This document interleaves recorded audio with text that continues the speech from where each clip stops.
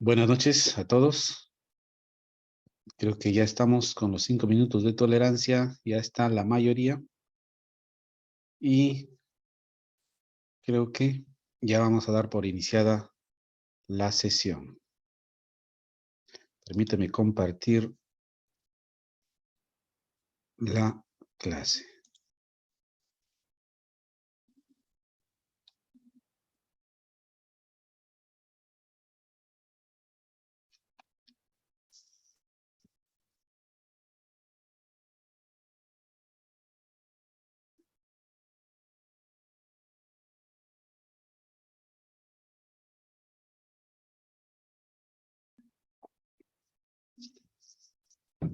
Ok. ¿Me confirman si están viendo la pantalla? ¿Se ve? Sí, doctor, sí se ve. Doctor, se ve. Perfecto. Gracias.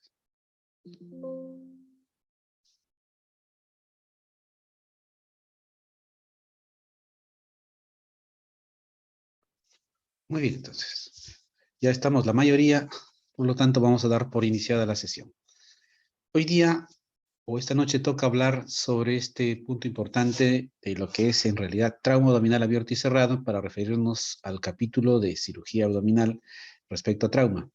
Sin embargo, es necesario hacer una revisión de lo que es el enfoque del paciente traumatizado. Aquí vamos a ver primero un video para más o menos contextualizar todos. Vamos a ver.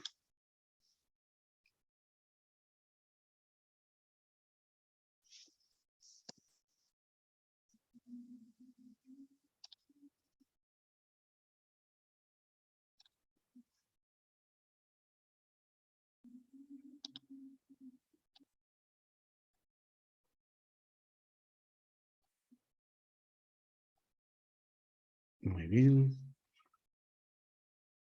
Ok, ¿me confirman si logran escuchar? De sangre con... Se ve, ¿no? Sí, doctor. Ok, muy bien. Escuchamos, es un video corto, 5 minutos, ¿ya? Trágicos accidentes vehiculares, despistes, colisiones múltiples y caídas de buses, abismos, acabaron con la vida de decenas de personas.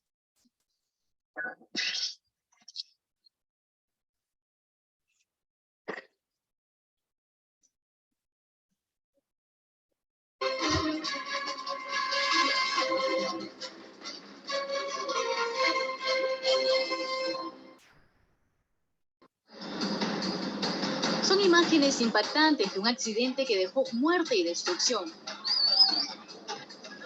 El despiste de un camión frigorífico en la avenida Néstor Gambetta en el Callao causó la muerte de 9 personas. El pesado vehículo, conducido por Kim Castillo Céspedes, arrasó con todo a su paso.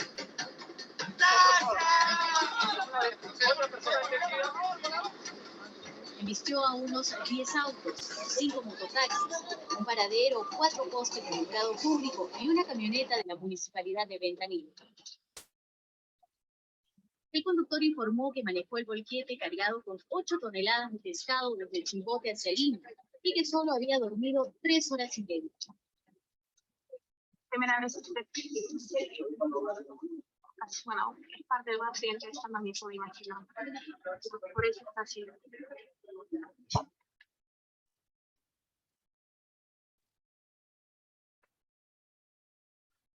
En Lima, el cansancio de un chofer de transporte público también puso en riesgo la vida de decenas de personas.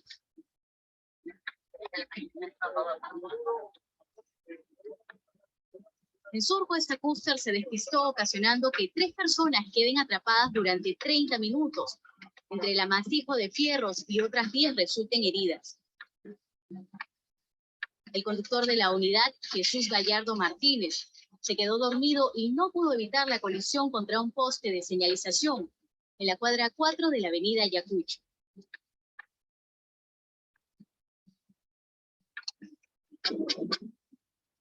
En abril, Cristian Quispe, un joven que retornaba a su casa en un taxi, falleció cuando el vehículo que lo trasladaba ingresó en sentido contrario a la vía de evitamiento. El choque frontal contra otro auto a la altura del puente Ricardo Palma ocasionó su muerte instantánea.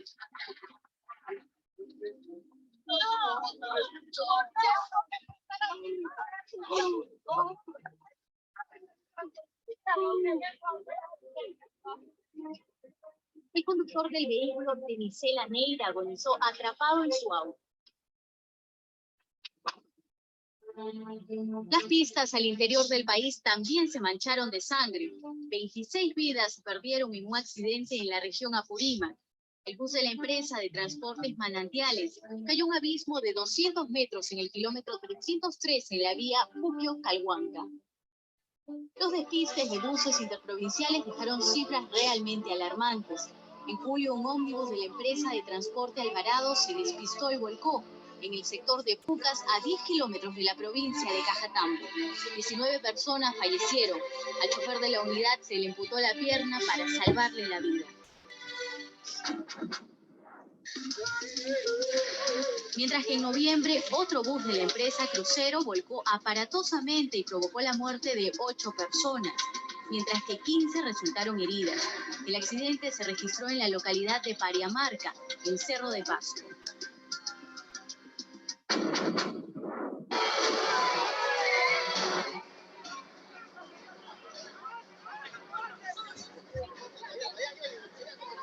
Pero no solo los accidentes de tránsito acapararon la mirada de todos. En el último trimestre de este año, un incendio de grandes proporciones en la Plaza 2 de Mayo puso en peligro la vida de centenares de personas. Las llamas eran incontrolables. Las paredes de la vieja casona ubicada en la calle Vaquero estaban a punto de colapsar. Más de 10 unidades de bomberos trabajaron incansablemente para controlar el fuego. Las familias que habitaban el edificio de quincha y adobe construido en 1924 lograron salir a tiempo y salvarse. Sin embargo, perdieron todas sus pertenencias. La Municipalidad de Lima y personal de Defensa Civil los empadronó y ubicó en carpas. El siniestro motivó el interés por parte del Estado en el que se encuentran antiguos edificios, considerados patrimonio cultural de la nación.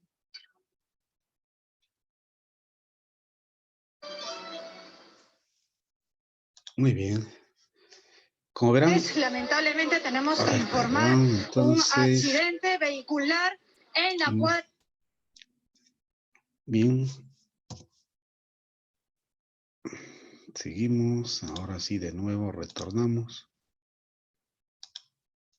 a nuestra exposición. Como ven, este es un reportaje ya de varios años. Sin embargo, ustedes notarán que los accidentes de tránsito es lo que más abunda cada vez que uno prende las noticias. Si hablamos de trauma, pues la estadística justo salta a la vista, son los accidentes. Están los demás también, que vamos a ver más adelante. Están las agresiones por terceros, los asaltos, los incendios, una serie de cosas, ¿ya? Lo común de ello es que necesitamos saber cómo actuar.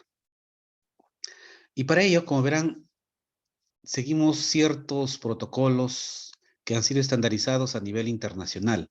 El Comité de Trauma, a través del Colegio Americano de Cirujanos, por ejemplo, ha estandarizado ciertas actitudes que debe realizar un personal paramédico antes de que el paciente llegue a la emergencia. Dos grandes manuales, el PHTLS y el ATLS, que ustedes deben de repente ya conocer y han escuchado. Lo que más han escuchado siempre es el ATLS. Cuando uno habla de trauma, siempre todos tienen que revisar el ATLS. ¿Qué dice el ATLS? Que es el soporte avanzado de trauma. Es por las siglas en inglés, ¿ya? Aquí, como ya lo mencioné, esto año a año se va actualizando porque la epidemiología, la estadística, la evidencia médica nos permite ir validando ciertas actitudes, ciertos comportamientos, cierta forma de actuar, cierto esquema terapéutico ante un paciente politraumatizado. Lo del ATLS posiblemente ya todos han escuchado, que es para todos los estudiantes y profesionales de la salud. En cambio, el PHTLS, esto es, como ahí dice, soporte vital de trauma prehospitalario. Esto es antes que el paciente llegue a la emergencia. Cuando el paciente llega a la emergencia, todos ya sabemos qué hacer. Ya hay protocolos, ya hay unidades de trauma, en la que cada uno sabe lo que tiene que hacer, desde el técnico, desde la enfermera, el médico, todos saben. Pero cuando el paciente llega a la emergencia, ya es un paciente que ha sido manipulado, ya posiblemente se ha perdido los mejores segundos, minutos de poderle salvar la vida o de poder haber evitado cierta morbilidad. Para ello es que se tiene el manual del soporte de trauma prehospitalario. ¿Quiénes tienen que manejar esto? Son el personal paramédico. Aquí están los bomberos, aquí está la policía, aquí están los brigadistas, los comités locales. Todos ellos tienen que dominar o conocer por lo menos los principios básicos de trauma. Está detallado en el PHTLS. Como ven, son dos grandes documentos que todo personal de salud debe conocer. Una pincelada rápido a lo que es el rescate vehicular. Verán que en el video lo que más abunda en cuestión de accidentes pues son los choques, ¿ya? Los accidentes de tránsito es lo que más está. Y como verán, para ello es importante saber cómo actuar. Es por ello que producido un accidente, el gran problema siempre está que el vehículo termina destrozado y termina siendo más bien un objeto de dificultad para poder sacar y liberar a los pacientes. A eso le llamamos extricación, que no es más que desencarcelar porque el paciente queda atrapado de entre los fierros retorcidos en el mismo auto. No se abren las puertas, los vidrios están rotos, por lo tanto hay que saberlo sacar de ese lugar. A eso le llamamos extricación, que es parte del rescate vehicular. No vamos a abundar mucho, pero para la extricación siempre hay fases de localizar, acceder y estabilizar y transportar. Cuando sucede un accidente, no es tan sencillo. Uno cree que, pues, como verán, esto es parte del manejo prehospitalario. ¿Ya? De repente todos sabemos qué hacer cuando el paciente llega a la emergencia. Pero ya mencioné que es importante saber cómo actuar en el momento, en la escena del mismo accidente. Es por ello que uno de los primeros objetivos es estabilizar. El vehículo está completamente destrozado, está en la postura en la que posiblemente quedó, de lado, boca abajo. En fin, primero hay que estabilizar porque podría continuar moviéndose y completar las lesiones de los pasajeros que ya están en su interior. Lo primero que se hace es estabilizar para que durante la extracción pueda no moverse más. Ya el personal de bomberos están preparados para cómo estabilizar el vehículo en cómo haya quedado. Luego se hace todo el procedimiento de desmontaje de las puertas. Aquí hay que abrir lateralmente o superiormente, dependiendo de dónde quedó atrapado el pasajero o el chofer, que a veces, como ven, el timón y el asiento quedan totalmente atrapando al conductor. Después de ello, observen la importancia de saberlo conducir y de movilizar. Hay que saberlo, como ven, aquí lo está trasladando en bloque. Uno de los principales objetivos es la inmovilización. Hay que tratar de considerar de que ese paciente puede tener potencialmente una lesión de columna, de todo en su trayecto, no solamente la columna cervical, sino dorsal. Observen cómo se está tratando de manipular en bloque para pasarlo a una camilla. Siempre con un collarín en el momento, hasta que no se demuestre lo contrario. Esto es importante, no solamente la liberación del vehículo, sino saberlo inmovilizar y transportarlo adecuadamente en las camillas y en los vehículos. Como verán, eso es parte del manejo prehospitalario, que más o menos hay que considerar y saber qué se hace, porque lo ideal es que lo manejen pues los bomberos, la policía y lo que ya mencioné. Para el nivel en el que estamos, para los estudiantes que están en pregrado y los que van a ser futuros médicos, necesitamos que conozcan el manejo ya intrahospitalario. Para ello, según el sílabus, vamos a hablar del manejo inicial del paciente. Cuando llega la emergencia, es traído en la camilla, hay que manejar el control del sangrado, que es principalmente, y sobre todo, en lo que respecta a nuestro capítulo, manejar el trauma abdominal abierto y cerrado. Ver ciertas diferencias en el manejo de lesiones por arma blanca y arma de fuego, conocer algo sobre trauma retroperitoneal y algunas exploraciones del abdomen, como son las maniobras de Kocher, y finalmente haremos una pincelada a lo que es manejo del paciente con hipertensión intraabdominal y lo que es el control de daños. El objetivo principal es conocer y aplicar los conocimientos en el manejo inicial del paciente politraumatizado, así como sus complicaciones. Conocer y aplicar el enfoque clínico quirúrgico de trauma abdominal abierto y cerrado. Esos son los dos grandes objetivos que esperamos al término de la clase ustedes puedan entender. Y aquí es necesario hacer esta disquisición en lo que respecta al enfoque clínico del paciente politraumatizado. Creo que tienen mañana un seminario de abdomen agudo, ¿ya? Y como verán, algunos libros van a considerarlo el trauma abdominal como parte del abdomen agudo. Sin embargo, otros autores consideran de que el abdomen agudo es una cosa y el trauma abdominal es otro capítulo. Aun cuando en algún momento fisiopatogénico la semiología puede confundirse. Pero, ¿dónde está la gran diferencia? En que el abdomen agudo hay un daño de cualquier órgano que no sabemos y vamos justo en busca de la causa básica. Cuando digo causa básica es saber cuál es el órgano afectado que esté generando la patología de abdomen agudo. Puede ser apendicitis, colecistitis, puede ser diverticulitis, en fin. En cambio, en trauma abdominal ya sabemos la causa básica. La causa básica puede ser la contusión por accidente de tránsito, la lesión por arma blanca, proyectil y arma de fuego, en fin, ya sabemos la causa básica.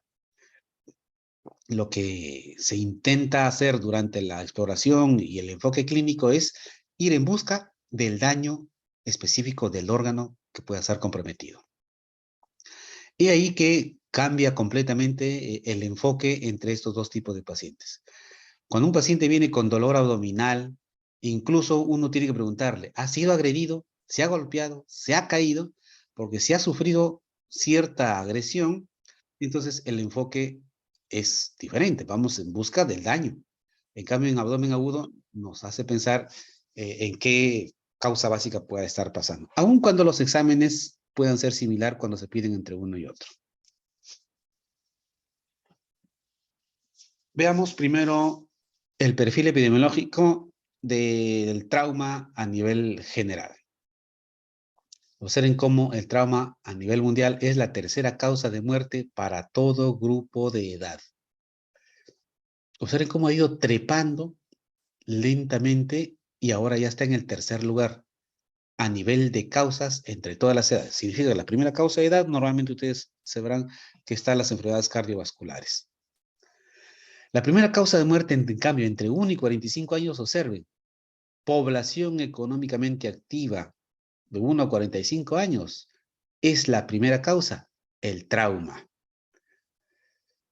Observen cómo la probabilidad de que los que están a ustedes ahí, que están justo en esa edad, ya de 1 a 45 años, la probabilidad de que ustedes, si es que puedan tener esa mala suerte de que algo les pase, no van a morir por una enfermedad infectocontagiosa, hablo de probabilidad, o de alguna neoplasia. La primera posibilidad es de que ustedes puedan ser sujetos de trauma.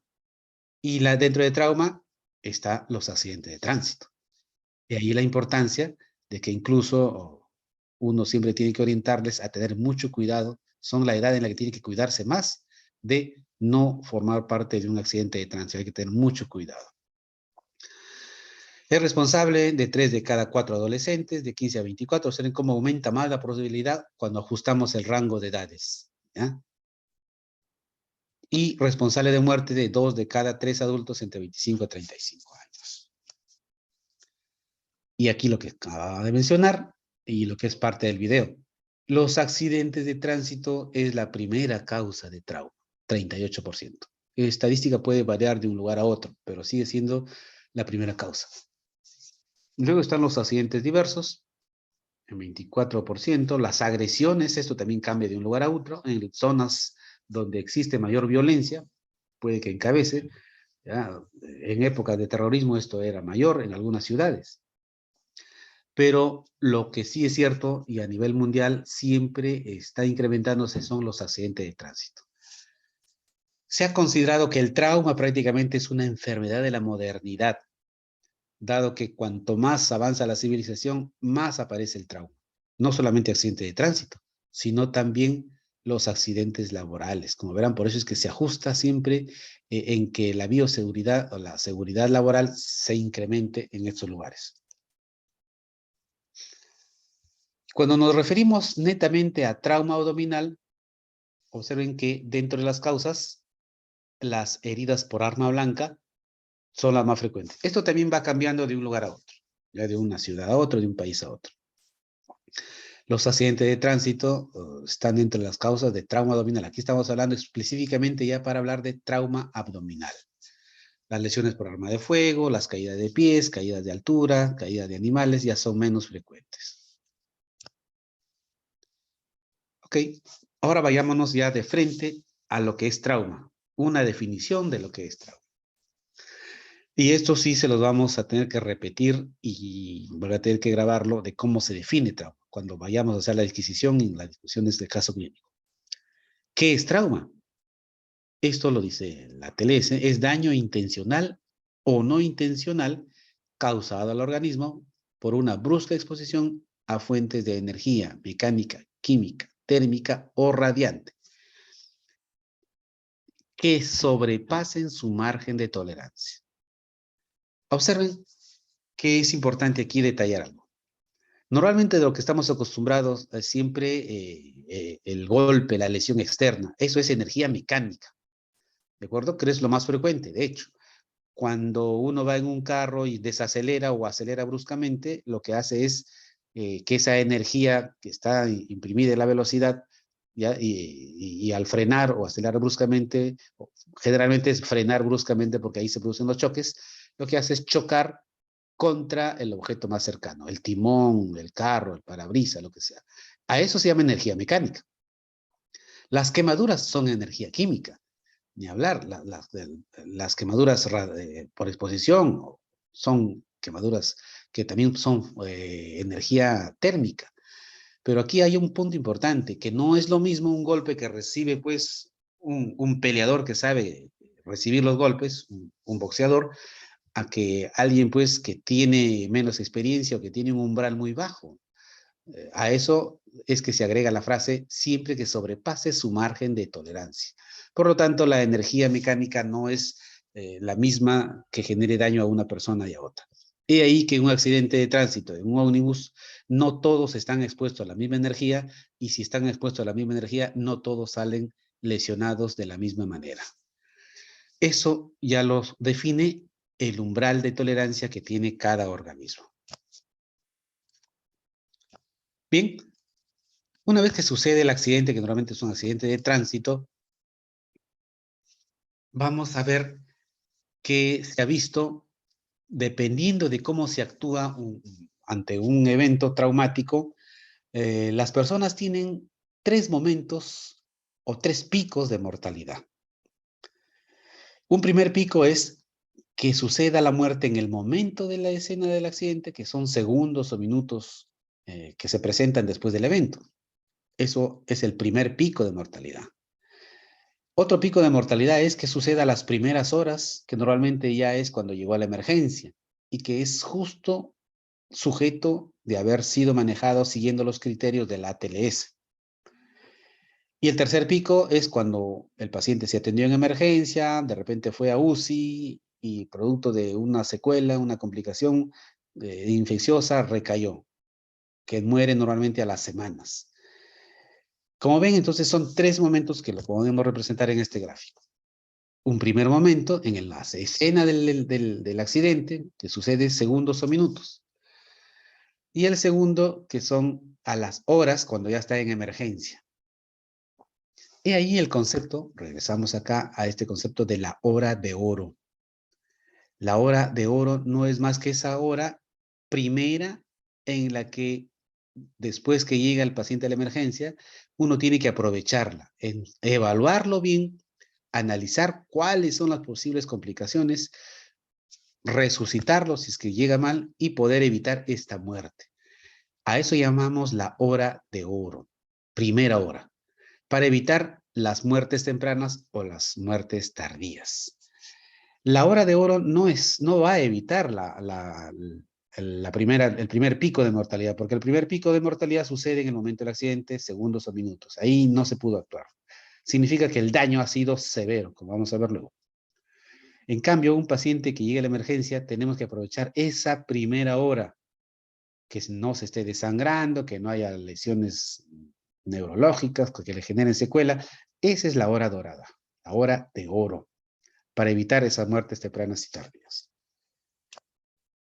¿Y por qué puede morirse un paciente en el primer pico de mortalidad a las horas? Porque posiblemente su lesión es seria, pues puede haber generado lesión de la aorta, lesión cardíaca o lesión a nivel del tronco médula espinal en las que controlen el centro de respiración o el centro cardiogénico. Estas muertes son inevitables. Aquí no lo salva nadie porque el daño debe haber sido severo. Estructuras vitales que posiblemente ya no se pudieron controlar o mejorar en ese momento. En cambio, el segundo pico de mortalidad normalmente está sujeto a lesiones que podrían evitarse: un hematoma subdural, una ruptura de vaso, una fractura de pelvis, un hemotórax. Son lesiones que tendríamos que haberlas diagnosticado precozmente. Aquí es donde debe actuar el médico o el equipo de la unidad de trauma, en detectar precozmente estas lesiones y actuar rápidamente. He ahí que la hora de oro es precisamente en ese momento y cuando llega la emergencia para evitar estas lesiones, diagnosticarlas precozmente y tratarlas. El tercer pico es cuando ya el paciente, como lo mencioné, posiblemente estuvo en UCI, fue a hospitalización, pero se complicó con una infección, hizo sepsis, falla orgánica y ni hablar. Aquí ya no se puede hacer mucho, significa que también posiblemente no se actuó adecuadamente en el segundo pico, o es que las lesiones en el primer pico fueron serias, que no se pudo hacer mucho. Ok. Como había dicho al inicio, el ATLS es el que nos da la pauta de cómo actuar. El ATLS está enfocado para pacientes o para personal que atiende en una unidad de trauma en un hospital. Y aquí el ATLS ha estandarizado 3 fases: la revisión primaria, la resucitación y la revisión secundaria. La revisión primaria no es más que ya lo que ustedes deben conocer, el ABC de trauma. ABCD, exactamente. Y para ello, en realidad, lo que queremos hacer es actuar en simultáneo. No es que primero hacemos el A antes de pasar al B y luego al D, no. En realidad, se actúa simultáneamente. El A es manejar la vía aérea y observen cómo aquí dice un detalle: protección de la columna cervical. Proteger la columna cervical está en el punto A porque hay que evitar que este paciente le genere secuela. Si hay un daño, una fractura a ese nivel, puede quedar cuadripléjico. Y un paciente cuadripléjico ya es un paciente que lamentablemente solo es una carga a la familia y a la sociedad, porque no puede recuperar su sistema nervioso y va a depender completamente de las personas que lo acompañen, porque no puede ni alimentarse, no puede ni vestirse, no puede caminar menos. Esa es la razón por la que hay que proteger la columna cervical, para evitar lesiones que puedan ser seculares. El B es la respiración, ver qué tanto respira un paciente en el momento en el que está llegando a la emergencia. Y el C es controlar los sangrados externos que haya. Luego el D es la parte neurológica y el D es ver que no hayan otras lesiones externas. Observen cómo la fase primaria, regreso aquí para poder, de revisión primaria, es una revisión rápida, pero al mismo tiempo en realidad se actúa.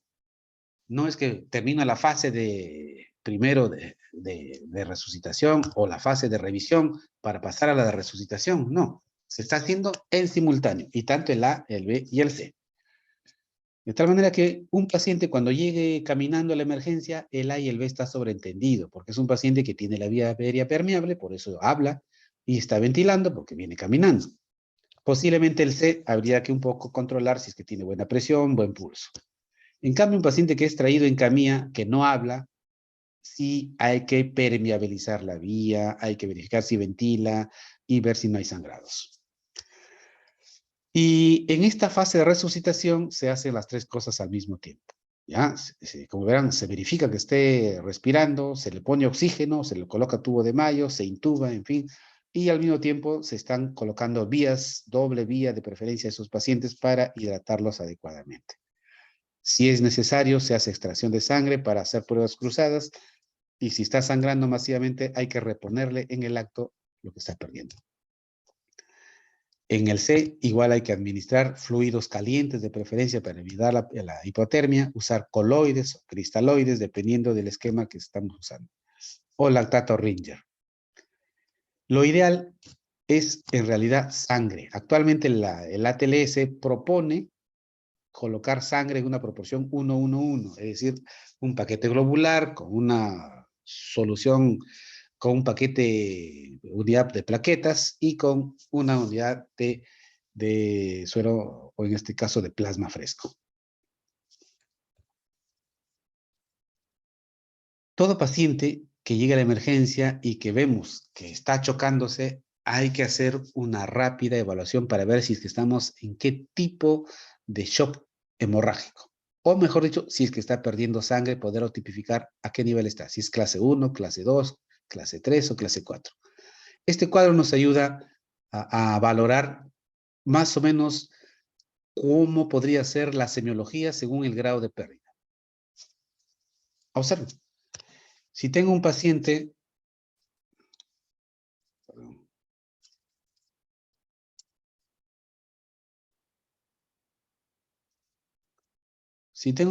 que tiene una pérdida de hasta 750 mililitros, ¿ya?, que puede haber perdido, el resto de síntomas y signos van a estar normales.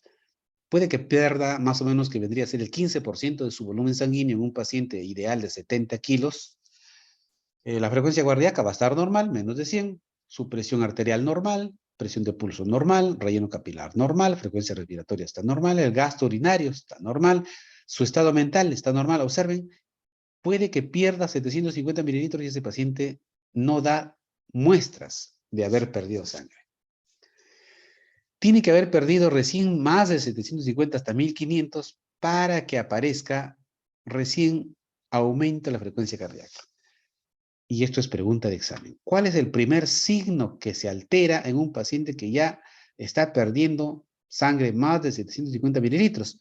Como verán, es el aumento de frecuencia cardíaca.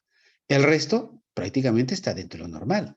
Ligeramente disminución del relleno capilar, pero que es insignificante. Ligera ansiedad, pero el resto está normal. He ahí que un paciente taquicárdico, en el contexto de un trauma, hay que ir pensando que puede haber perdido ya más de 1 litro de sangre. Esa pérdida puede ser externa o puede ser interna. Ahí viene el punto. Cuando es externa, pues es fácil darse cuenta que esté desangrándose a través de una herida, de cuero cabelludo, que son las que sangran más, de una fractura expuesta, que sea evidente que se ve el sangrado. Pero muchas veces el sangrado no es factible verlo, sino que es un sangrado interno en algún compartimento.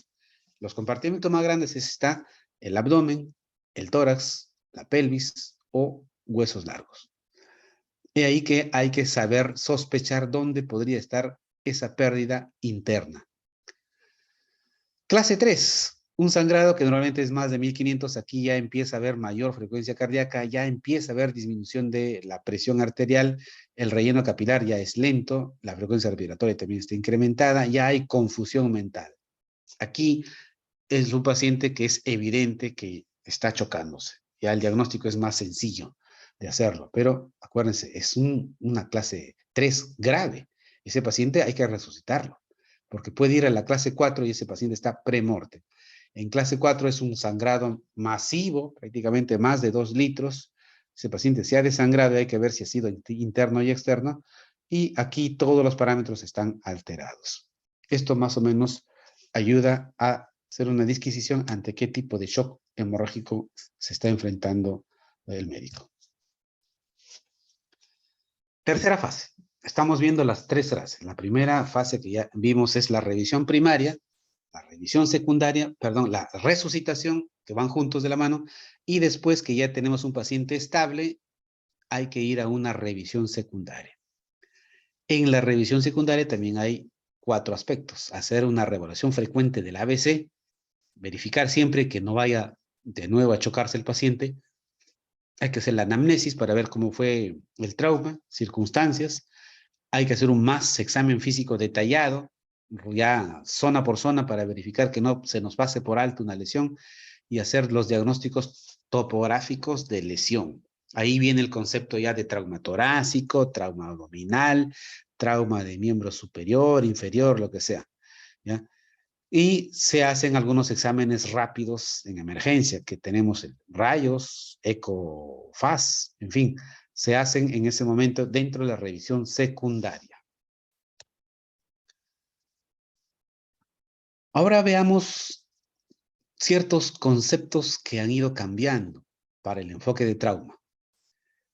Ustedes sabrán que cuando revisamos medicina interna o todos los otros capítulos de cirugía, hablamos de fisiopatología. Siempre estamos hablando de una enfermedad, a ver cuál es su fisiopatología de la apendicitis, de la diverticulitis, cuál es su fisiopatología del cáncer. Eso es lo común. Pero en trauma no hablamos de fisiopatología, porque aquí no es problema del organismo que empezó a fallar porque algo se alteró. Aquí es un paciente que previamente estaba sano y que bruscamente fue sujeto de esa energía que ya hemos dicho. Por lo tanto, aquí hablamos de un concepto más bien de mecanismo de lesión. Siempre en pacientes con trauma tenemos que considerar cómo fue el mecanismo de lesión. Si fue pasajero, si chocó frontalmente, lateralmente, si fue agredido por arma blanca, arma de fuego, circunstancias, todo ello. Hablamos de mecanismo de lesión, no de fisiopatología.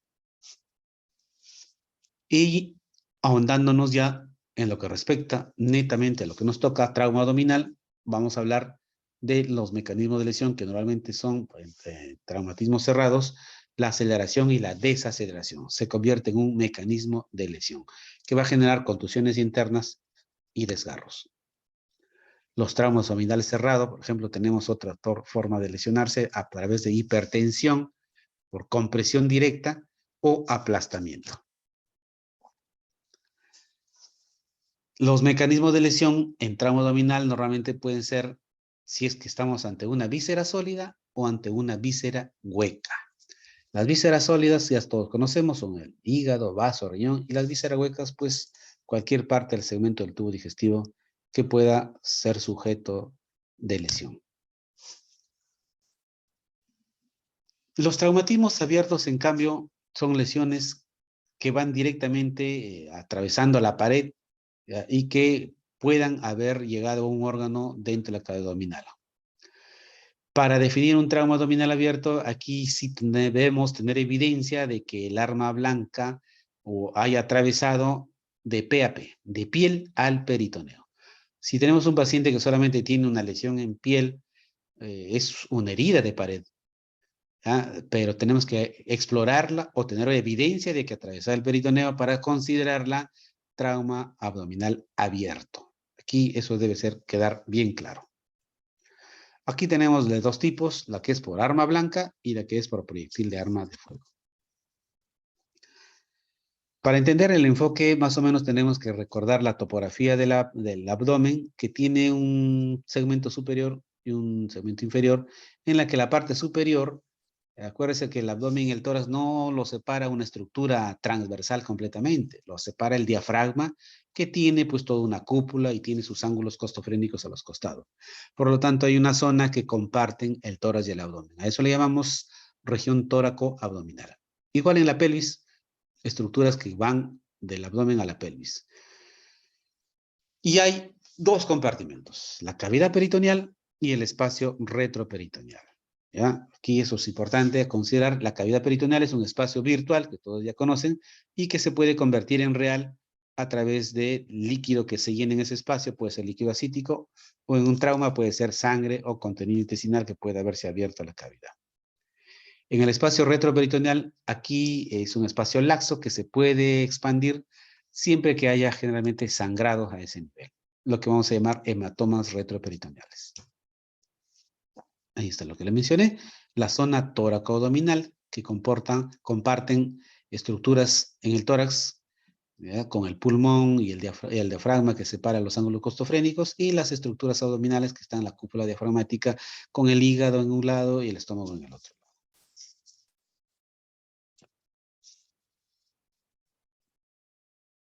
Entonces vamos a ver que el trauma abdominal, igual que en otras estructuras, siempre se va a dividir en dos tipos. El trauma abdominal penetrante, ¿ya? O abierto, y el trauma abdominal cerrado o contuso.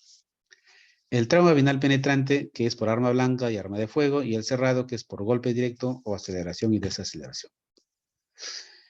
Esta es la clasificación de trauma abdominal. Vamos a repetirles: abierto o penetrante y cerrado contuso. Cuando estamos frente a un paciente con trauma abdominal, ya que obviamente ya hemos hecho el enfoque inicial del ABC de trauma, la evaluación, que hablamos de revisión primaria, resucitación. Por lo tanto, aquí ya estamos en la revisión secundaria, ya hemos identificado que hay un trauma abdominal, si es abierto o cerrado. Hay que hacer una disquisición diagnóstica sindrómica rápida, ¿ya? Que se puede hacer solamente viendo semiología. Estos dos cuadros clínicos, si estamos ante un síndrome hemorrágico o ante un paciente que ya tiene síndrome peritoneal o peritonitis, producto del trauma abdominal, que ahora está dependiendo de las horas. Que esté sangrando, si es que hay dolor, si es que hay signos de anemia y hay inestabilidad hemodinámica. Y que tenga peritonitis, si es que hay dolor, irritación peritoneal y en el hemograma leucocitosis. Es ahí que vamos a encontrar dos condiciones de emergencia. Esas prácticamente son dos indicaciones quirúrgicas. Un paciente con trauma abdominal, vuelvo a repetir, hay que hacer rápido una evaluación para ver si estamos ante estas dos situaciones. Una situación que nos lleve a que esté sangrando, que habíamos dicho, un síndrome hemorrágico, o un paciente que esté haciendo peritonitis. Y eso va en relación a los dos tipos de órganos que habíamos dicho. El abdomen tiene dos tipos de órganos: los órganos sólidos y los órganos de víscera hueca. Los sólidos son los que van a sangrar y van a generar signos de anemia, inestabilidad hemodinámica. En cambio, los órganos huecos van a dar salida del contenido a la cavidad peritoneal, a lo que habíamos dicho que es una cavidad virtual, con la correspondiente peritonitis. Estas son las dos únicas indicaciones quirúrgicas que se pueden establecer desde el punto de vista clínico. Que haya signo de inestabilidad, y cuando se habla de signo de inestabilidad es taquicardia, hipotensión y todos los signos de shock hipovolémico. Eso es indicación de cirugía, siempre que no se pueda recuperar aún con la resucitación, que es con hidratación y con todas las soluciones que se administran normalmente.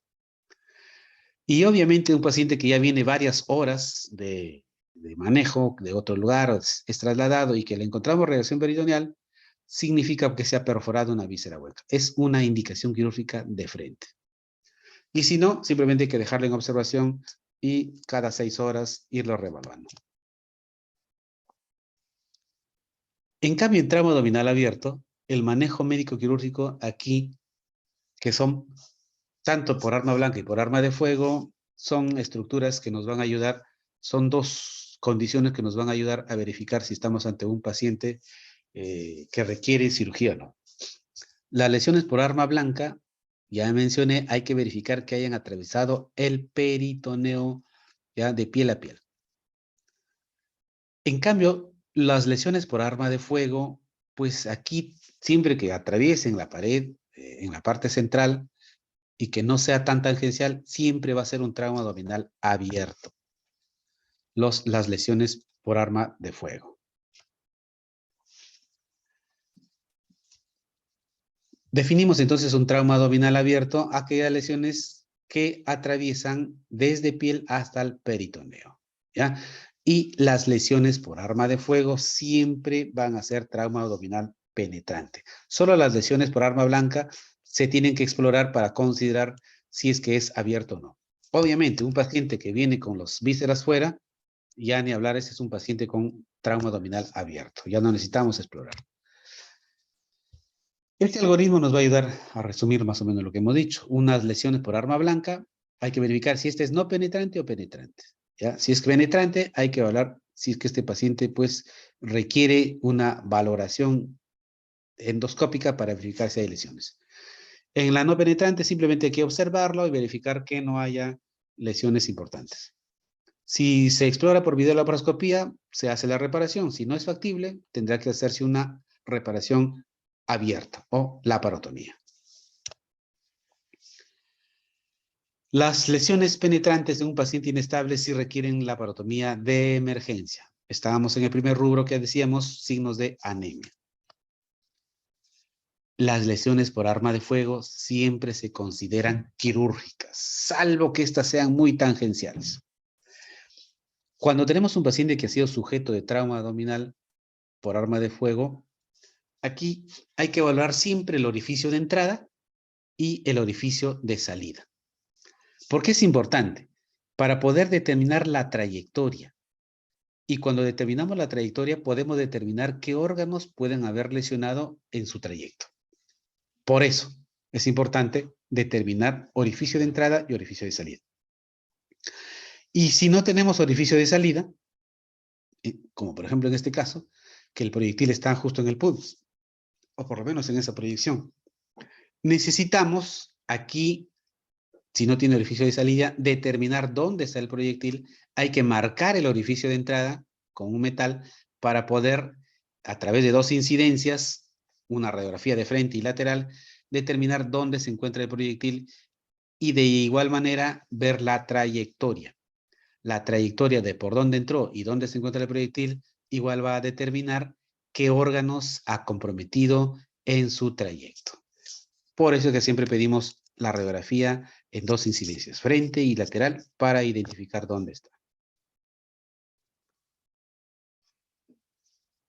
Observen que todo paciente con proyectil de arma de fuego siempre es cirugía. Aquí no hay nada que hay que pedir el examen para ver dónde está la bala o para ver qué órgano es, para ver si hay neumoperitoneo. No. Ese paciente ya tiene que programarse a sala de operaciones de frente. Salvo, aquí viene ya ciertas excepciones rarísimas, que uno se vea y tenga la evaluación clínica también concluyente de que es netamente tangencial. Cuando digo tangencial es que hay orificio de entrada y salida lateral o a veces son lesiones lateral que van de un lugar a otro. Entra por un costado izquierdo o derecho y salen por el otro costado izquierdo o derecho. Anterior o posterior, bien anterior o bien posterior. Y que uno está seguro que es netamente tangencial y puede someterlo a cierta observación. Pero el corolario es que todo paciente con trauma abdominal por arma de fuego es cirugía. Hay que programarlo directo a sala.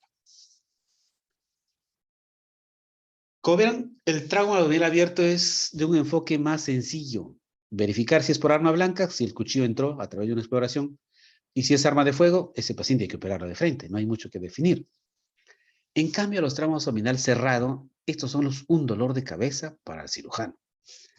Y cuando digo dolor de cabeza es porque en realidad no sabemos si es que hay daño de órgano interno o no.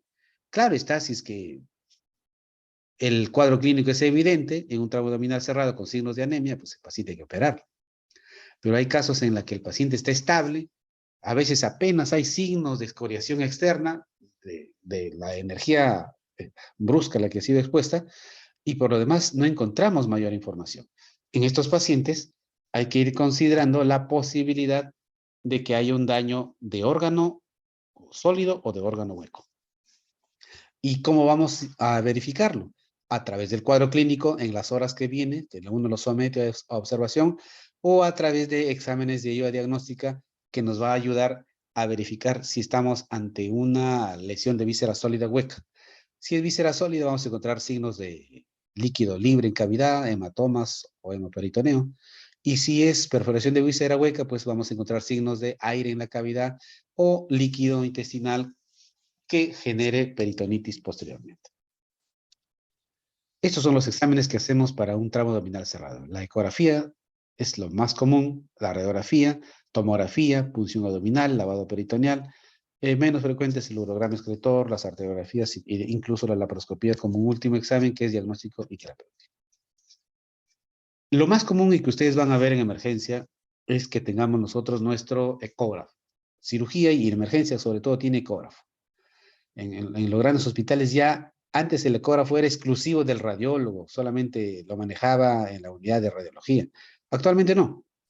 La ecografía es un examen, es un instrumento más que lo debe manejar todo cirujano de trauma. Es por ello que en nuestro hospital particularmente tenemos un ecógrafo que lo compartimos con varias unidades ya de trauma shock, también lo maneja medicina interna, en la que todo paciente que llegue con accidente de tránsito o con trauma abdominal, le hacemos una ecografía, ¿ya? La ventaja que de la ecografía que es rápida, no es invasivo, bajo costo y puede repetirse las veces que uno desee, ¿ya? Con una preparación rápida, cualquier profesional puede ensayar y aprender a manejar una ecografía, que tiene una buena sensibilidad, 90% para detectar lesiones y especificidad del 100%. Detectar, ¿qué detecta la ecografía? Líquido libre. Eso debe quedar claro. Como verán, aquí se ve líquido libre en el espacio de Morrison. Para eso sirve la ecografía. Ver líquido libre es muy importantísimo saber detectar. 40 horas de aprendizaje es suficiente para un profesional para que aprenda a hacer una ecografía. Líquido libre en cavidad, ¿ya? Eso es sencillísimo en los espacios de Morrison, el espacio de Douglas o los espacios laterales de los flancos. Ahí vemos cómo se va resaltando el líquido libre intraabdominal. Puede ser ascitis, puede ser lo que sea, pero vemos que es algo a considerar cuando uno haga el siguiente examen, que puede ser la punción. El otro examen es la radiografía. Radiografía aire libre. Aquí ya va quedando como corolario igual. La ecografía es para ver líquido libre y la radiografía es para ver aire libre.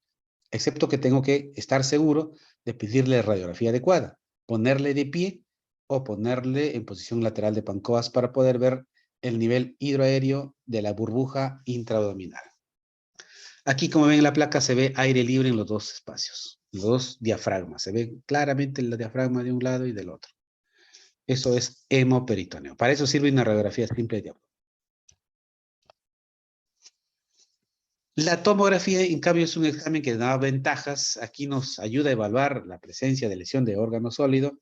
Esa es la ventaja. Suma información que da la ecografía y que da la radiografía. Es por ello que nos ayuda a ver órganos sólidos, nos ayuda a ver si es que hay líquido libre y aire libre en la cavidad. ¿Qué más? La tomografía nos ayuda a ver retroperitoneo. Es el examen de elección para ver retroperitoneo. Y es importantísimo para valorar el manejo de la lesión de órganos sólidos.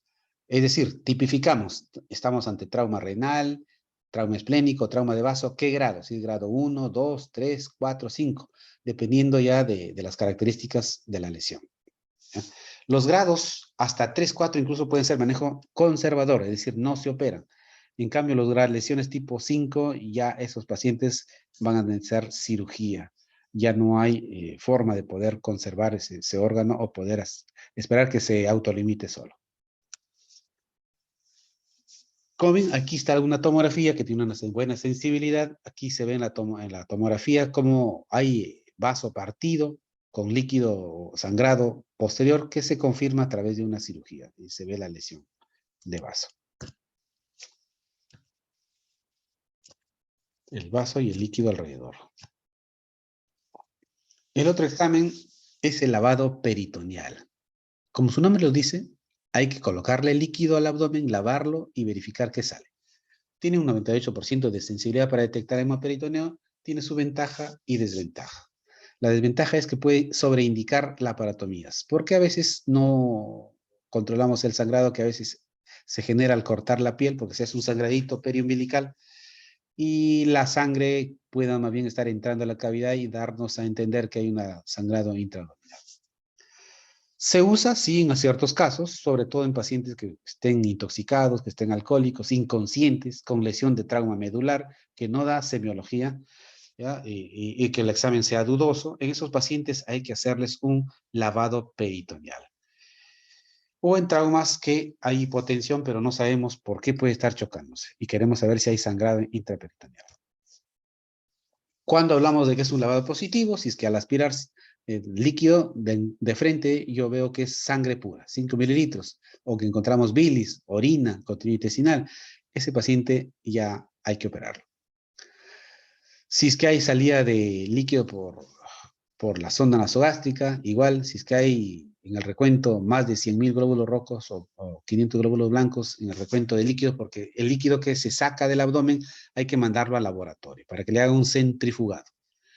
Puede que en el microscopio incluso encuentren bacterias, gérmenes, pigmentos. Ese es un paciente con lavado peritoneal positivo.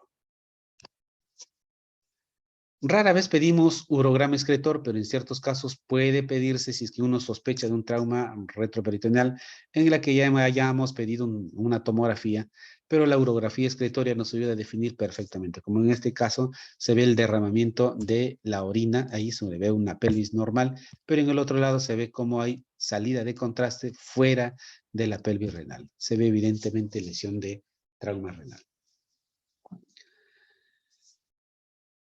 Muy bien.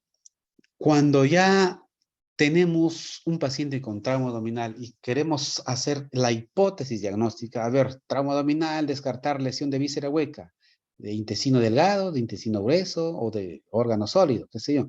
Aquí vamos a ver que en trauma abdominal penetrante la estadística dice que el intestino delgado es el más frecuente en lesionarse, por ser ubicuo, está por todos lados.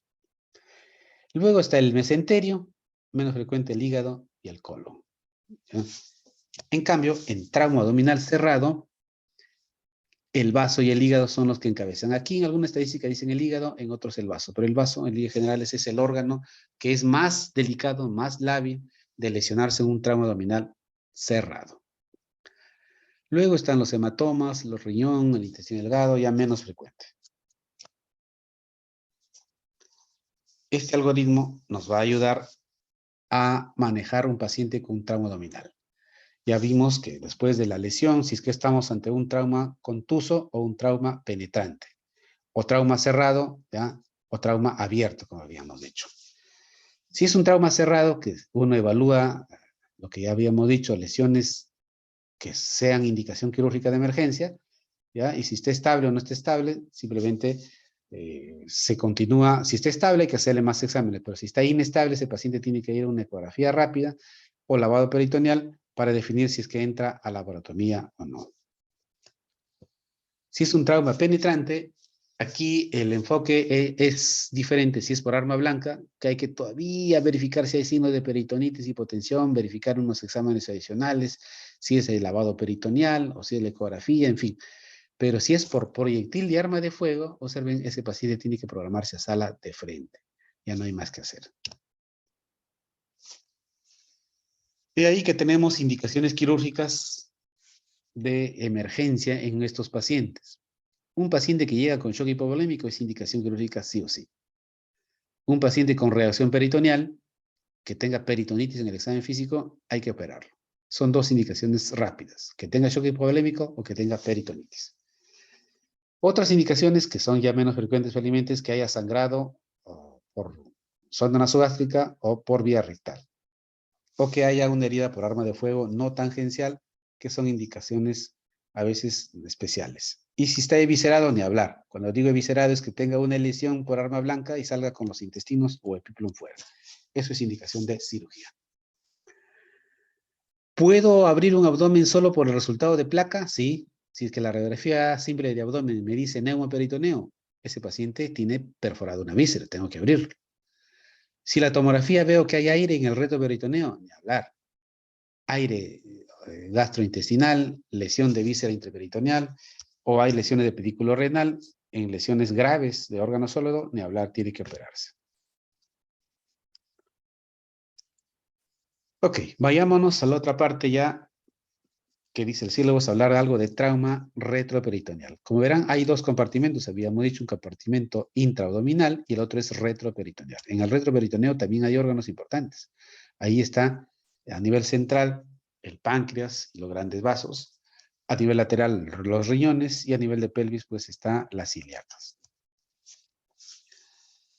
Los hematomas retroperitoneales son colecciones que normalmente pueden ser sangrados por rotura de algún órgano importante, un vaso, ¿ya? O pueden en ciertas ocasiones expandirse no solamente por sangrado, sino por líquido. El enfoque de estos pacientes siempre hay que considerarlo y al tener altas sospechas según el tipo de trauma para poderlos definir. Y aquí hay que pedir tomografía para poder definir ante qué estamos. Si estamos ante un hematoma retroperitoneal que a su vez se vuelve a clasificar, como lo vamos a ver luego, dependiendo de qué órgano. Si es un vaso importante, puede que esté anticoagulado, si es el riñón o puede ser el páncreas. Se va a dividir el hematoma retroperitoneal según dónde se encuentre, en la zona 1, en la zona 2 o en la zona 3. Zona 1 es la parte central, como ven aquí en el dibujo. ¿Qué órganos están? La cava, la aorta, el páncreas y el duodeno. La zona 2 no es más que los flancos, donde está el riñón y el tejido perirenal. Es por ello que los hematomas tipo 2 puede ser derecho o izquierdo, dependiendo de qué órgano. Y la zona 3 es para referirnos a la zona de la pelvis, donde puede haber más que todo lesión ósea o vascular.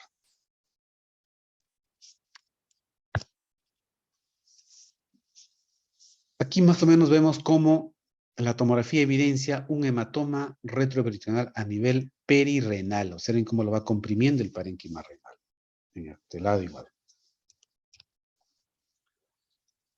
El enfoque y el manejo de un paciente con hematoma retroperitoneal siempre, en la mayor parte, sobre todo los de la zona 1, siempre van a requerir cirugía, porque son lesiones importantes.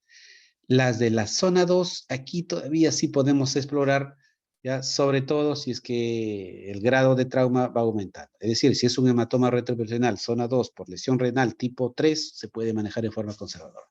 Si es tipo 4, tipo 5, ya ese paciente tiene que operarse. Ok. Para definir que un paciente se opere y cuando uno lo va a operar, hay ciertas reglas que todo cirujano debe saber. Saber qué es una laparotomía exploratoria y saber hacer maniobras de exploración, porque hay que explorar sobre todo la parte retroperitoneal. Aquí hay que saber cómo hacer la incisión. La laparotomía no es más que toda apertura quirúrgica del abdomen. Toda vez que abrimos un abdomen estamos haciendo laparotomía. ¿Ya? La primera maniobra que hay que aprender y recordar es la maniobra de Kocher, que nos permite explorar la cabeza de páncreas, el proceso uncinado, el duodeno, la cara posterior, evaluar la vía biliar, nos permite ver la vena cava, los renales, la arteria mesentérica superior sobre todo. Esto es a través de la maniobra de Kocher. Se diseca bien el duodeno y se levanta, como en este caso, se ve como la cava y la aorta se ven del lado derecho. Luego tenemos la maniobra de Kettlebrush, que es una maniobra en la que se permite levantar todo el colon del lado derecho y se puede ampliar con la maniobra de Kocher que se ve ahí para poder explorar todo el segmento medio inferior de la aorta y de la cava en el lado derecho. Esta es maniobra de Kettlebrush para evaluar zonas retroperitoneales. Luego, la contraparte en el otro lado, colon izquierdo, como ven en la figura, se llama maniobra de Mattox. Se levanta, aquí ahí tenemos la Mattox modificada también, en este caso estamos haciendo la Mattox original, en la que levanta todo, incluyendo el riñón, ¿ya? Para poder valorar la aorta de ese lado, ¿ya? Ok, vayámonos ahora a estos conceptos actuales, que es importante también revisarlos y darles unas definiciones por lo menos claras. Control de daños es uno de los conceptos que quiero que quede claro, el síndrome compartimental. Vamos revisando uno por uno. ¿A qué le llamamos cirugía de control de daños? Antiguamente, el cirujano entraba a un paciente accidentado o traumatizado y lo que hacía era, como la lógica lo dice, reparar todas las lesiones que encontraba. Reparaba el estómago, reparaba el duodeno, qué sé yo, lavaba la cavidad, hacía nefrectomía si es que el riñón era muy serio, en fin, hacía una serie de reparaciones quirúrgicas. El gran problema en ese entonces era que los pacientes terminaban en UCI, y en UCI, pues esos pacientes tenían una alta mortalidad, y fueron los intensivistas los que se dieron cuenta que esa mortalidad estaba dada por una triada, a la que le llamaron triada mortal. Esta tríada no era más que las alteraciones de la coagulación, la hipotermia y la acidosis metabólica. Eso era lo común que había en estos pacientes accidentados, traumatizados, que morían porque estaban presentes estos tres factores. La coagulación que se alteraba, el paciente seguía desangrándose, había hipotermia y acidosis metabólica. Es por ello que se trató de hacer un enfoque tratando de mejorar cada uno de ellos. La acidosis metabólica era fácil de entender que era producto de la hiperperfusión tisular, la acidosis láctica por mecanismo anaeróbico y que a su vez generaba alteración de la coagulación. Que esto está proporcionando a la alta mortalidad. La hipotermia es otro factor de la triada mortal que normalmente sucede menos de 35 puntos grados durante 24 horas. ¿Y debido a qué? Varias razones. Pérdida de calor en el campo, maniobras de reanimación, trastorno de termogénesis, se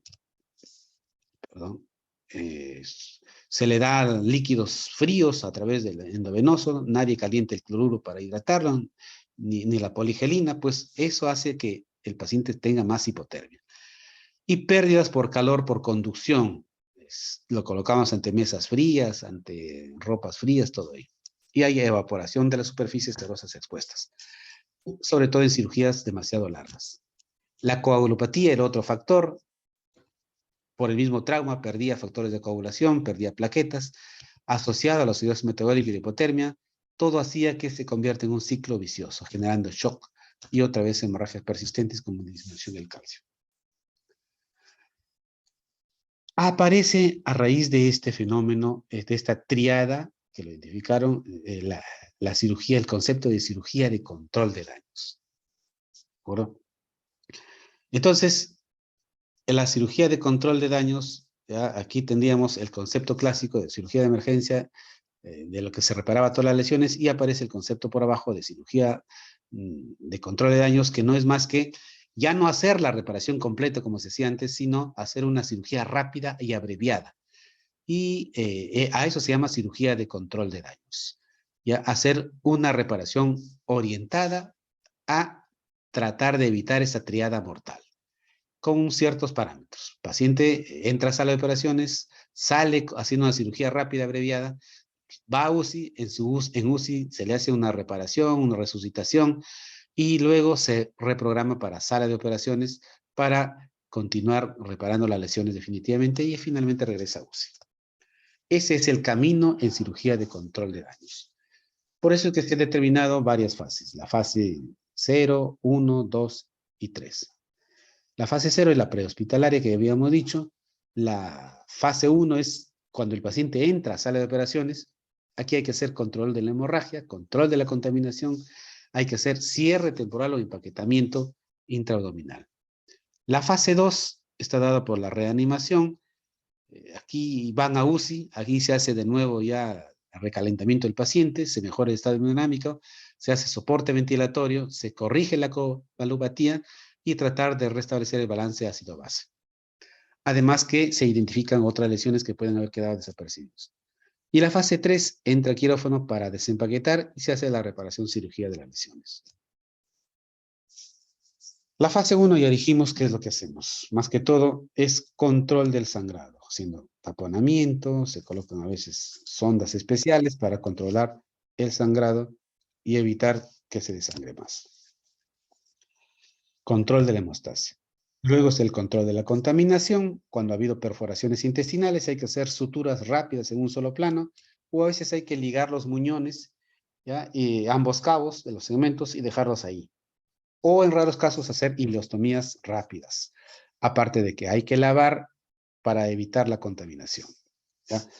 En algunos casos hacemos colostomía o ileostomía. Ahí, como verán, es un empaquetamiento, que es el otro de las fases en la primera etapa, de colocar gasas para controlar el sangrado. Y finalmente se termina con el cierre temporal. Y cuando digo cierre temporal, aquí no cerramos pues peritoneo, fascia, celular subcutáneos, piel, sutura subdérmica, no. Aquí hay que hacer un cierre rapidísimo para evitar que el paciente esté expuesto a pérdida de calor y todo lo que ya hemos mencionado, ¿ya? Estos cierres temporales que le llamamos también abdomen abierto, cierre abdominal temporal o laparostomía.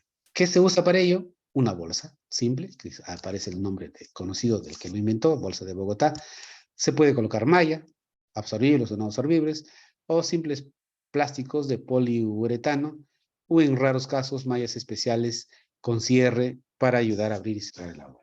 Esto es lo que más usa, bolsa de Bogotá, que no es más que una bolsa de polietileno que se cierra al borde de la piel. Como verán, aquí ya tiene un síndrome compartimental que ayuda a descomprimir colocando la bolsa. Este es un cierre rápido, por ejemplo, solo con pinzas, Backaus. ¿Ya? Pinzas en cada lado y se pasa al paciente UCI hasta que se recupere. Como verán, ¿en qué pacientes vamos a usar? En pacientes con traumas de alta energía, en traumas en que uno sospeche de que no podemos corregirlas en una sola cirugía, son pacientes que hay que ir a a cirugía de control de daños. Cuando ya durante la operación vemos que el paciente está hipotenso, está con hipotermia, ya tiene acidosis, hay que hacer una cirugía rápida. El anestesiólogo siempre nos va diciendo, doctor, apúrese porque el paciente se nos va. A eso le tenemos que sumar los otros factores, tenemos que terminar la cirugía rapidísimo. Cuando estamos operando encontramos serias lesiones que sabemos que nos va a tomar más de 2-3 horas, hay que hacer cirugía de control de daño en ese paciente. Muy bien, para terminar, el otro concepto es el concepto de síndrome compartimental abdominal. Este es otro concepto que apareció también en UCI. Los intensivistas fueron los que detectaron. El cirujano opera y lo envía a UCI para que lo recuperen. Y ahí se dieron cuenta ellos que los pacientes estaban muy distendidos el abdomen por el ilio postoperatorio, por la misma hidratación, por el proceso de resucitación que se genera, aire intraabdominal, bastantes líquidos. Entonces aparece este problema como síndrome compartimental. Y para ello hay que definirlo bien. Primero hay que definir qué es una presión intraabdominal. La presión intraabdominal no es más que una presión que se eleva más de lo normal, que normalmente debería estar entre 5 a 7 milímetros en un paciente cualquiera, que pueda estar incluso hasta en UCI. Pero en estos pacientes que ya sobrepase una buena presión mayor de 15 y que haya disfunción, estamos hablando de hipertensión intraabdominal. De lo contrario, simplemente estamos hablando de presión intraabdominal. Una cosa es hablar de hipertensión intraabdominal y otra cosa es hablar de síndrome compartimental abdominal. Hablamos de hipertensión, como su nombre lo dice, presión alta, más de 12 milímetros de mercurio. Ese paciente tiene hipertensión intraabdominal. Al personal de enfermería o al interno le decimos, mídele la presión intraabdominal. Le coloca una sonda, Foley, hace un sistema especial como si fuera para medir presión venosa central y listo, calcula. Si la presión es de 20, 25, estamos ante una presión intraabdominal grado 3, 4. Pero hasta ahí, eso es suficiente. Salvo que, producto de esa hipertensión sostenida, haya alteración, semiología, disminución de la diuresis, que haya disminución de la saturación, entonces estamos hablando de síndrome compartimental. Por eso es que hablamos de síndrome compartimental a una presión 1. Tenemos una definición de presión intraabdominal sostenida mayor de 20, ¿ya? O también la llamamos presión de perfusión abdominal mayor de 60, que se asocia con una disfunción o falla de órgano. La fórmula es la siguiente. Síndrome compartimental abdominal se define como presión intraabdominal más disfunción orgánica. Cualquier órgano, puede ser acidosis metabólica, oliguria, presión intraabdominal pico en el ventilador o hipercarbia, son condiciones que nos dicen que es disfunción orgánica. Basados en ese concepto tenemos varios tipos de síndrome compartimental. El primario significa que la causa es en el abdomen mismo, producto del trauma, que hay ascitis o que hay tumores gigantes. Pero normalmente lo vamos a ver en pacientes con trauma o ascitis. El trauma secundario, el SICA secundario, es cuando hay sepsis, el paciente está séptico por una cuestión externa, cuando haya quemaduras extensas, hacen ilio postoperatorio con hipertensión intraabdominal, o cuando haya resucitaciones masivas, que el paciente pues le hemos tenido que dar bastante volumen, la manipulación, el edema, y hace que genere la presión intraabdominal. Y finalmente tenemos el síndrome compartimental recurrente para hablar a cualquier condición del síndrome compartimental abdominal que aparece y reaparece. después de varias horas o días. Eso es un síndrome recurrente. Está considerando que esto es prácticamente un círculo vicioso en la que si no manejamos bien en la hipertensión intraabdominal, en la que genera reducción de la perfusión con falla orgánica, pues va a ser un círculo vicioso. Eso genera síndrome compartimental, que a su vez vuelve a aumentar la presión y constantemente vuelve a generar el cierre del circuito con mayor hipertensión intraabdominal. Síndrome compartimental. El manejo es sencillo, simplemente este paciente tiene que someterse a la laparotomía. Para hacer una descompresión se coloca bolsa de Bogotá. Ya, con una sencilla laparotomía descomprimimos el abdomen. Muy bien, eso era lo que teníamos que exponer. No sé si es que hay preguntas para poderles aclarar algunos conceptos.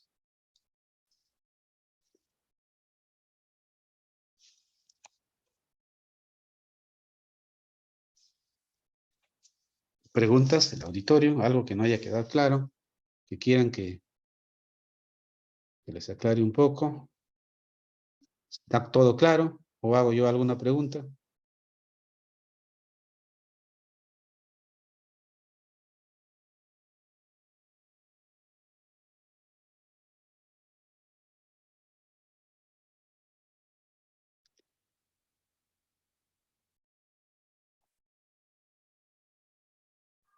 Doctor, buenas noches. Una pregunta. ¿No?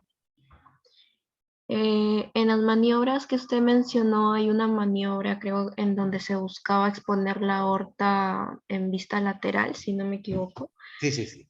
En ese tipo de maniobras, ¿se puede correr el riesgo de hacer algún daño mayor en esas estructuras vasculares? ¿O cómo podrían Sí, evitarlo?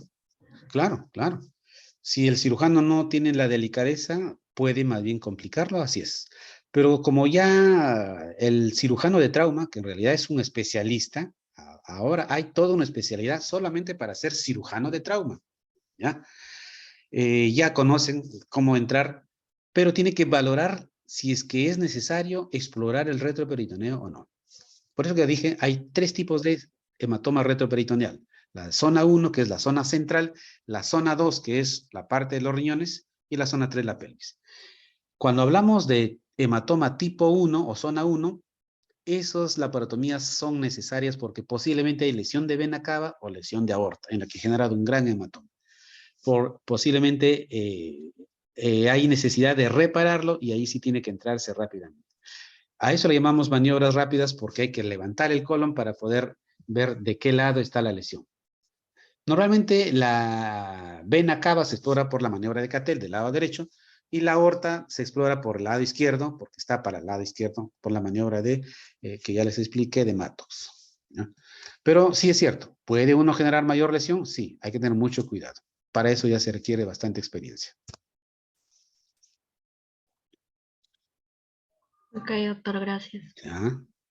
¿Alguna otra pregunta? Observen, lo que quiero que quede claro es los conceptos de cómo definir trauma y cómo definir trauma abdominal abierto y trauma abdominal cerrado. Con eso me contento de que ustedes sepan manejar el ABC de trauma inicial y saber los exámenes de ayuda diagnóstica para que ustedes le pidan a un paciente con trauma abdominal cerrado, que es básicamente, pidan una radiografía, una ecografía, una tomografía, sabiendo qué es lo que quieren encontrar. Ya no me he metido a hablar, que acuérdese, esto es para especialidad, que cada órgano tiene una clasificación de qué tipo de trauma tiene. Trauma hepático grado 1, 2, 3, trauma esplénico grado 1, 2, 3, 4. Cada uno tiene una tipificación. Eso ya para los residentes le decimos que tienen que manejar, saber cómo se define. Cuando hace una laparotomía y encuentra un desgarro en el hígado, lo describe la profundidad, la extensión, si el hematoma también cuánto de segmentos compromete, y al final del reporte dice, este es un trauma esplénico o trauma hepático de 4º grado.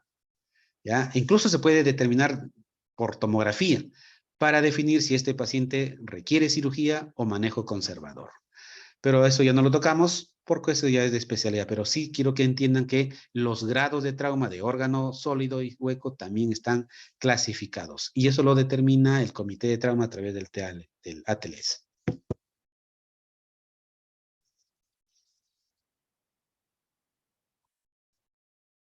Muy bien. ¿Alguna otra pregunta? Y si no, ya les he colgado en la clase en el aula virtual para que lo revisen. Ya también les agregué un link, está en la clase.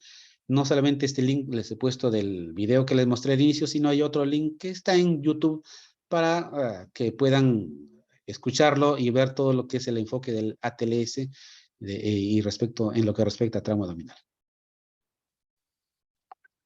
Muy bien. Si no hay más preguntas, damos por terminada la sesión. Muy buenas noches. Muchas gracias, doctor. Gracias, doctor. Gracias, doctor. Doctor, hasta luego.